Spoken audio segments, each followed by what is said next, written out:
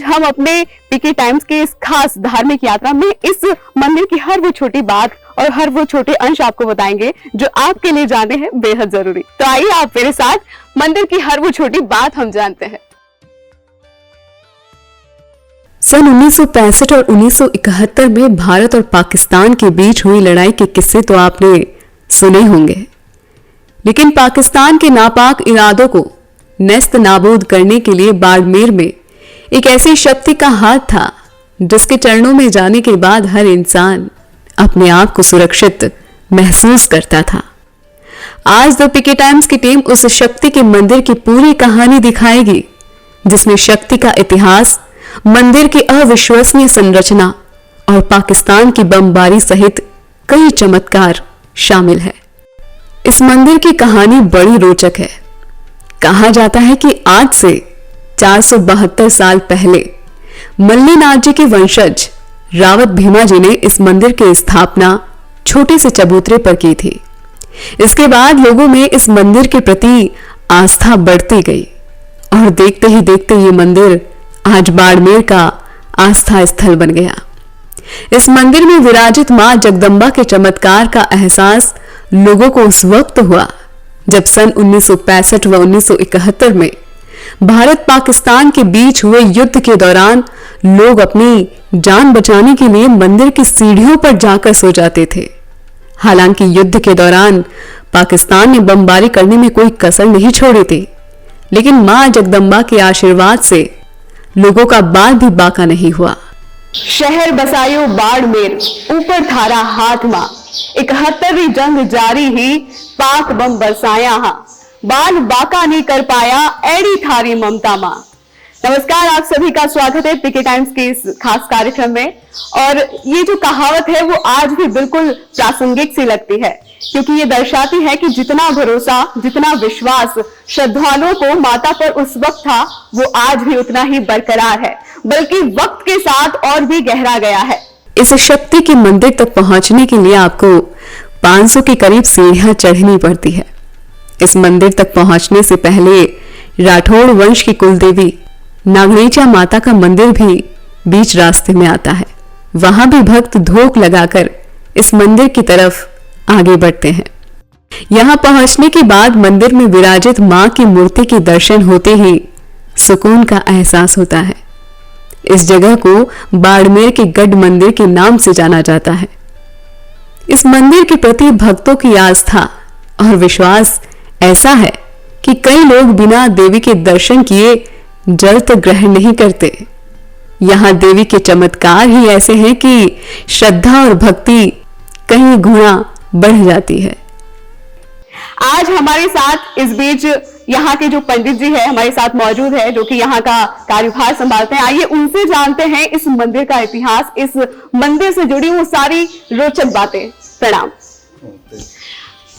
मैं आपसे जानना चाहूंगी कि आखिर इस मंदिर का ऐसा क्या इतिहास रहा है कि ये आस्था का केंद्र है।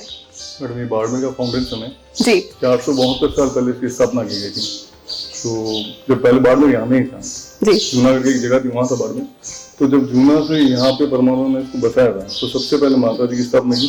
और जो नीचे नागणी माता का मंदिर है वो क्षत्रिय वंश की कुलदेवी का जी। तो उन्होंने अपनी कुलदेवी का नीचे मंदिर बनाया, ऊपर माता जी का मंदिर बनाया। और 1965 की जब फाइट हुई थी जी, तो आपको पता है कि जब अपने रेलवे स्टेशन में बम ब्लास्ट हुआ था जी, बिल्कुल, तब इसके छर्रे जो है वो मंदिर सीढ़ियों के आसपास भी गिरे थे और बाड़मेर की सारी पब्लिक इसी सीढ़ियों पर शरण लेती थी जी, बिल्कुल। और भी कई ऐसे लोगों को थे जिनके यहाँ आने से उनको फर्क पड़ा। तो बहुत सारे लोगों के काम भी होते हैं, तो यहाँ पे दिल्ली भी बहुत सारे लोग आते हैं।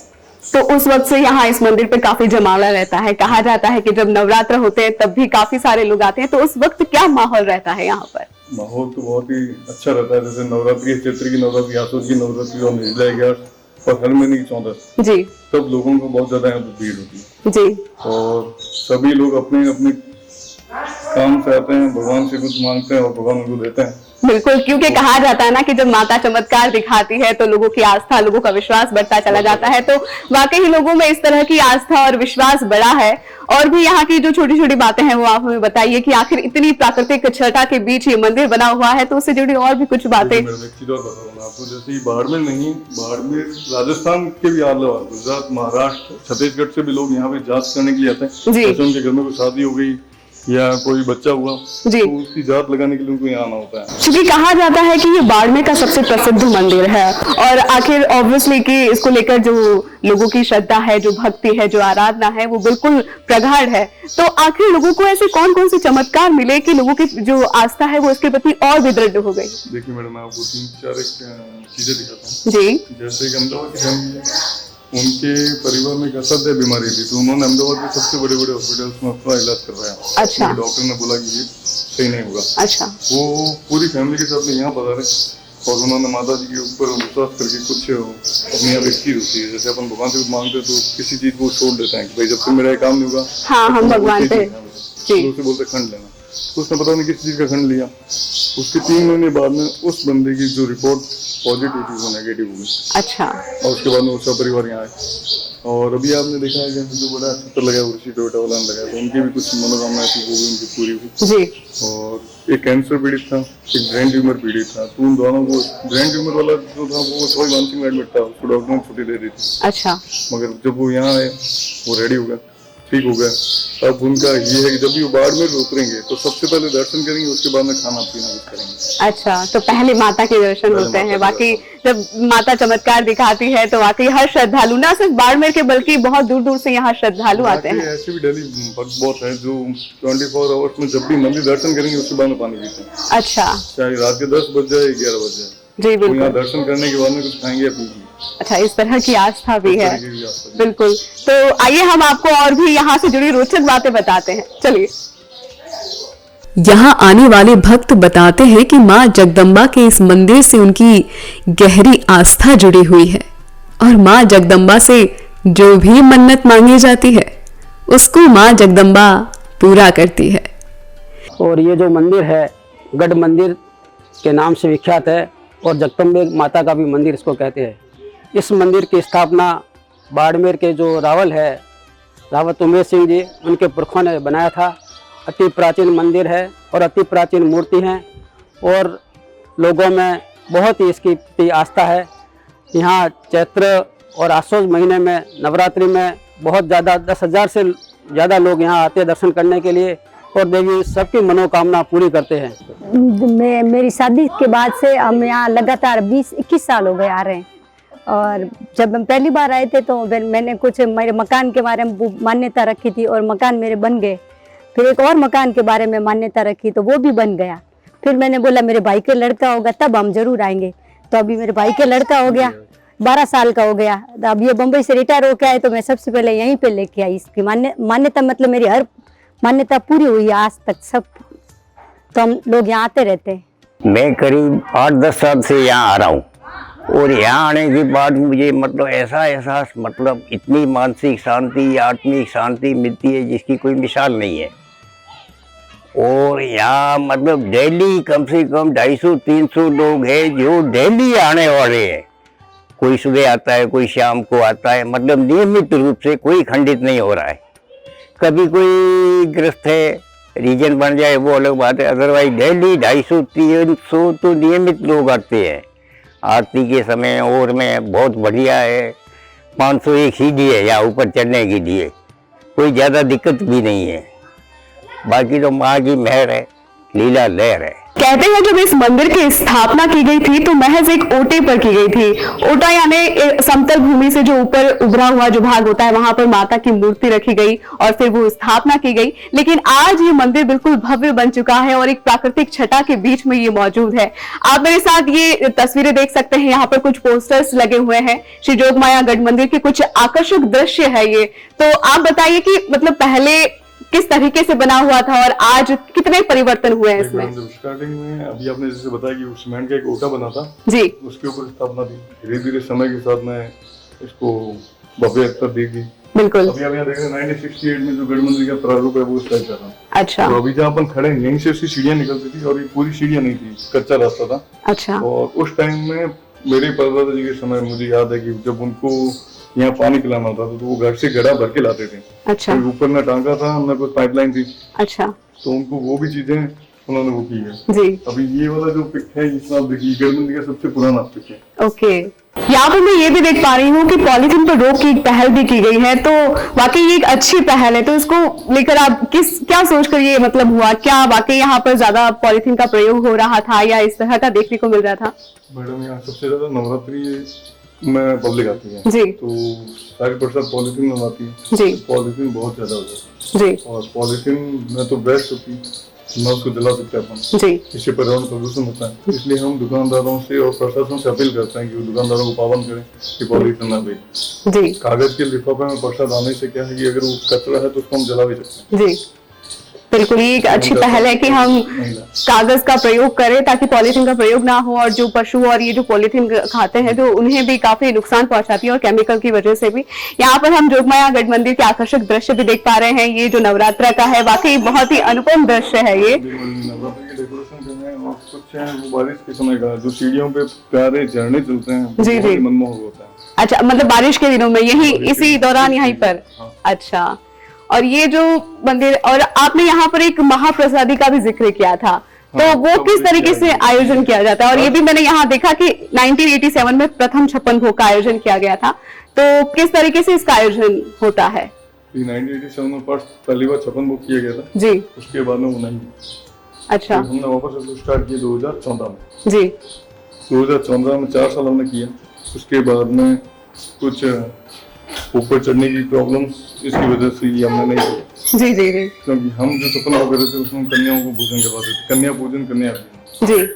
तो सबसे पहले सपन भोग में 51 कन्याओं को भोजन करवाया गया, फिर 108 थी और जो लास्ट था उसमें 501 कन्याओं का पूजन करके उनको 501 कन्याओं को यहाँ पर खाना खिलाया गया था। बिल्कुल, ये भी आपने बताया कि श्रद्धालुओं ने अपना पूरा सहयोग दिया था। सबसे बड़ी बात ये है कि इसमें हमने किसी से कोई पैसे नहीं लिए कुछ बनवाया। अच्छा। हमने सभी श्रद्धालुओं को बताया कि आपको ये व्यंजन बनाना है और यहाँ लाके कन्याओं को भोजन करवाना है। वाकई ये आसपास की हरियाली और ये हरा भरा वातावरण एक अलग ही सुकून और एक अलग ही शांति देता है यहाँ के श्रद्धालुओं को। मैं आपसे जानना चाहती हूँ कि आपको यहाँ का कार्यभार संभाले कितना वक्त हो गया है? 2007 से आप यहाँ का कार्यभार संभाल रहे हैं? 2007 से आ रहा हूँ और 2014 मैंने राजवेश रिजाइन की मंदिर के लिए। अच्छा, तो इस तरफ कैसे आपका मतलब आस्था एक का है अगर हम इसे? देखिए मैडम, ये मेरी पारिवारिक पूजा है यहाँ पे जी। मेरे परदादा जी दादाजी से कंटिन्यू चली आ रही है। अच्छा, तो इस वजह से तो यहाँ एक मैं ये भी देख पा रही हूँ कि यहाँ एक सोन तालाब है जो पानी का एक बड़ा स्रोत हुआ करता था। बैक साइड में देखेंगे तो पूरा पहाड़ों से घिरा एक जगह जी। और उसके उस साइड में एक माता जी का मंदिर भी, शीतला माता का मंदिर, दोनों पहाड़ियों के बीच में। अच्छा। जब आगे आएंगे तो एक सोन तालाब है जी। सोन तालाब बाड़मेर का एक पानी का सबसे बड़ा स्रोत था जी। तो पहले जब घरों में नल नहीं थे या पानी की किल्लत थी तो लोग मीठा पानी लेने के लिए यहाँ आते थे सोन तालाब। इतना ऊपर चढ़कर आते? नहीं, नीचे है वो, उसका रास्ता अच्छा नीचे ही है। नीचे है। अच्छा, वहाँ तक आते थे वो, अपने घड़े जरीकन जो भी थे वो भर भर के ले जाते थे। जी। अभी पानी की सुविधा हो गई है जी। तो पहले जब उन्होंने ये पानी की किल्लतें फैस की थी तब बाड़मेर के 3 स्रोत थे, सोन तालाब, बेना संदाड़ी और कारेली नाड़ी। जी। तो ये 3 थी और यहाँ से लोग पानी ले जाते थे, पर मेनली ये जो है वो बड़ा स्रोत था हम कह सकते हैं। अच्छा, आपने कहा कि आप 2007 से यहाँ हैं, तो इस दौरान आपने कितने परिवर्तन देखे हैं यहाँ पर? बहुत से परिवर्तन देखे मैडम। जैसे 2007 के बाद में हमने यहाँ पे कुछ धीरे धीरे सुविधाओं का डेवलपमेंट किया जी, जो पहले नहीं थी जी। जैसे भी आप ये देख रहे हैं रेलिंग्स तक, ये पहले वो नहीं थे। तो ये जो ग्रीनरी में देख पा रही हूँ, हरा भरा वातावरण, ये भी 2007 के बाद में हुआ। बाद में हमने इस पहाड़ी पे 450 नीम के पेड़ लगा रखे। 450? उसके अलावा छोटे मोटे बहुत सारे पेड़, मतलब 1200 पौधे प्लस मान के चलो हमने यहाँ लगाए। ये वाकई अच्छी बात है क्योंकि जहां हम आज पर्यावरण को बचाने की बात करते हैं वहां पर आपने कितनी अच्छी पहल की है। 450 ये अपने आप में एक बहुत बड़ा आंकड़ा है कि आपने इसके लिए अच्छी और देख भी पा रहे हैं हम, क्योंकि ये जो वातावरण है वो वाकई बहुत ही भव्यमय और एक अलग ही छटा बिखेरता है। तो और भी कुछ बातें हैं जो आप इससे बताना चाहें, यहाँ से कोई परिवर्तन? बहुत परिवर्तन मैडम। अभी हम चाह रहे हैं कि आगे जो ये स्टेप्स बने हुए हैं यहाँ पे कुछ बगीचे गार्डन को डेवलप किया जाए। अच्छा। और एक नई सीढ़ी बनाने का हमारा प्रोजेक्ट है। जैसे नवरात्रि के टाइम में बहुत ज्यादा रश होता है पब्लिक का जी, तो यहाँ पे कोई दिक्कत ना हो जी, इसलिए हम एक सीढ़ी पीछे से उतारना चाहते हैं जो सोन तालाब की साइड से निकले। और जी हाँ, अभी हमने भी देखा जब हम आ रहे थे तो हमें भी काफी मुश्किल हुई चढ़ने में, लेकिन इतनी नहीं, लेकिन फिर भी एक अलग रास्ता जो है, दूसरा रास्ता आप बता रहे हैं, उसकी भी एक व्यवस्था होनी चाहिए ताकि जो बच्चे बुजुर्ग हैं वो आसानी से ऊपर आ सके। और एक रोपवे भी के भी विचार चल रहा है। प्रशासन सपोर्ट करे तो यहाँ से हनुमान टेकरी तक का जी। रोपवे बन सकता है और बहुत ही प्यारा पर्यटन स्थल बन जाएगा। बिल्कुल, ये एक पर्यटक स्थल बन सकता है और यहाँ काफी श्रद्धालु है जो वो आसानी से आ सकते हैं। हम देख पाते हैं कि जो बुजुर्ग है, जो महिलाएं हैं, जो एजेड हो चुकी है और जो बच्चे हैं वो जो नहीं आ पाते हैं, उनके लिए एक बहुत आसान हो जाएगा। जैसे सुंधा माता में वो रोपवे है, उसी तरह जब हम इसी तरह से भी यहाँ कर लेंगे तो यहाँ जो श्रद्धालु की संख्या है वो और बढ़ जाएगी। और यहाँ की आस्था में तो वैसे ही उसका तो क्या ही कहना, लेकिन यहाँ पे रोड लाने के लिए भी प्रयास रहता है। अच्छा। जैसे भी रावल साहब के घर तक रोड आ रखी है जी, उसी रोड को यहाँ ऊपर तक लाना है जी, तो उसके लिए भी कुछ चल रहा है। जी, तो ऐसा सुन भगवान करे बन जाए। बिल्कुल, हम तो यही प्रार्थना करेंगे जल्द बने और यहाँ पर जो ये पर्यटक स्थल है वो और भव्य बने। बहुत बहुत शुक्रिया, आपने हमें इस मंदिर के लिए इतनी अच्छी जानकारी दी और यहाँ का इतिहास बताया जो वाकई लोगों के लिए जानना, श्रद्धालुओं के लिए जानना बहुत ही रोचक होगा। धन्यवाद। ये मंदिर बाड़मेर रेलवे स्टेशन से मात्र 2 किलोमीटर दूर खागल मोहल्ले के पहाड़ पर स्थित है। अगर आप बाड़मेर आते हैं तो इस मंदिर के दर्शन जरूर कीजिएगा। पूरा बाड़मेर शहर आज यहाँ से बिल्कुल साफ नजर आ रहा है और यहाँ से हम पूरा बाड़मेर शहर देख पा रहे हैं जो वाकई एक अद्भुत नजारा है। तो ऐसे ही बहुत सारी हम आपके सामने रोचक जानकारी लेकर आएंगे, लेकिन इसके लिए आप जुड़े रहिए पीके टाइम्स के साथ। धन्यवाद।